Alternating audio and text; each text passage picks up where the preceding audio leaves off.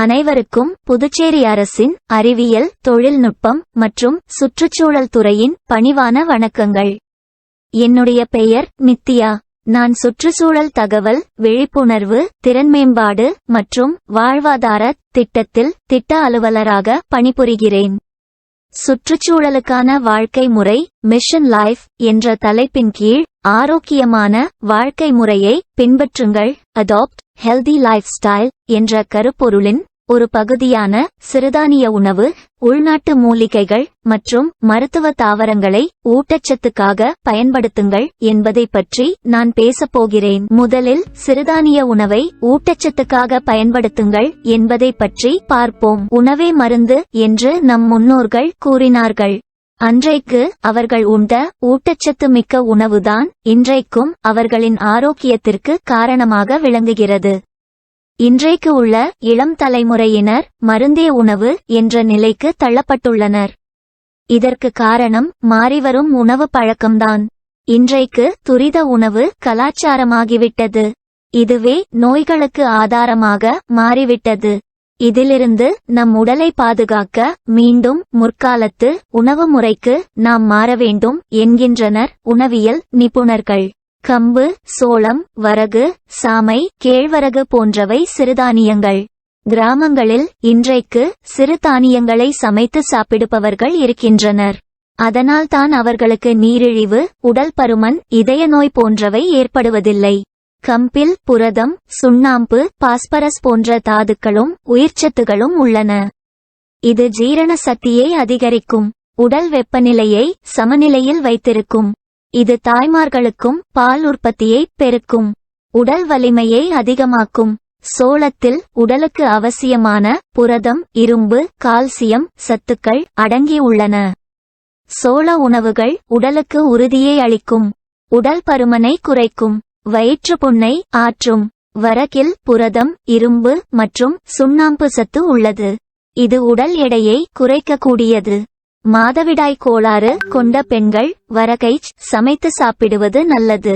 தானியங்களில் அதிக சத்துமிக்க தானியம் கேழ்வரகு, ராகி என்றும் இதனை அழைக்கின்றனர். இதில் புரதம், தாது, உப்பு, சுண்ணாம்பு சத்து, இரும்பு சத்து மற்றும் உயிர்ச்சத்துகளும் இருக்கின்றன. இது உடலில் உஷ்ணத்தை சமநிலையில் வைத்திருக்கும். சம்பா பசியை ஊக்குவிக்கும். இது மருத்துவ குணம் நிறைந்தவை. கோதுமையில் புரதம், சர்க்கரை, சுண்ணாம்பு, பாஸ்பரஸ், இரும்பு, கரோட்டின் போன்ற பல சத்துக்கள் உள்ளன. இது நீரிழிவு நோயால் பாதிக்கப்பட்டவர்களுக்கு சிறந்த உணவாகும். இவ்வாறு உடலுக்கு எண்ணற்ற நலம் தரும் சிறுதானிய உணவுகளை உண்டு நலம் பெறுவோம். அடுத்து நாம் பார்க்க போகும் தலைப்பு மூலிகைகள் மற்றும் மருத்துவ தாவரங்களை ஊட்டச்சத்துக்காக பயன்படுத்துங்கள் என்பதை பற்றி பார்ப்போம். தாவரங்கள் மனித குலத்திற்கு இயற்கையின் அழகிய பரிசு. உயிர் வாழ்வதற்கான அடிப்படை தேவைகளான காற்று, உணவு, உடைகள், தங்குமிடம் ஆகியவற்றை தாவரங்கள் நமக்கு வழங்குகின்றன. தாவரங்கள் இல்லாமல் நாம் பூமியில் வாழ முடியாது. மரங்கள் மருந்து, காகிதம், எண்ணெய்கள் போன்றவற்றை நமது அன்றாட தேவைகளுக்கு தாவரங்களிலிருந்து பெறுகிறோம்.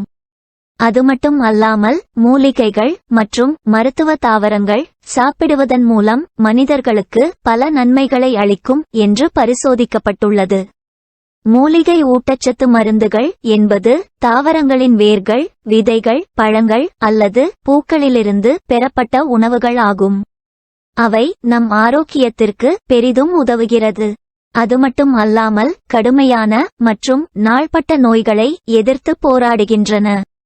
அவை குறுகிய தாவரங்கள், பச்சை மற்றும் மென்மையான தண்டுகள் கொண்டவை. மற்ற தாவரங்களுடன் ஒப்பிடும்போது இந்த தாவரங்கள் மிக குறைவான கிளைகளை கொண்டவை. புல், புதினா மற்றும் கோதுமை ஆகியவை மூலிகைகளுக்கு சில எடுத்துக்காட்டுகள். மூலிகைகளை பானைகள், தோட்டங்கள் அல்லது வீட்டிற்குள் கூட எளிதாக வளர்க்கப்படுகின்றன. மூலிகைகள் மற்றும் மருத்துவ தாவரங்களில் நிறைய ஊட்டச்சத்து மற்றும் ஆரோக்கிய நன்மைகள் உள்ளன. அவை பல்வேறு நோய்களுக்கு உதவுகின்றன.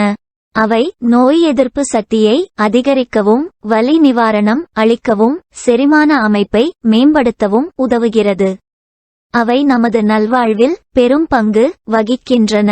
ஏனெனில் மூலிகைகள் மற்றும் மருத்துவ தாவரங்களில் நமக்கு போதுமான ஊட்டச்சத்து நன்மைகள், வைட்டமின்கள் மற்றும் தாதுக்கள் கிடைக்கின்றன. எனவே நாம் அனைவரும் நிலையான உணவு முறையை பின்பற்றுவோம் என்று உறுதியெடுப்போம்.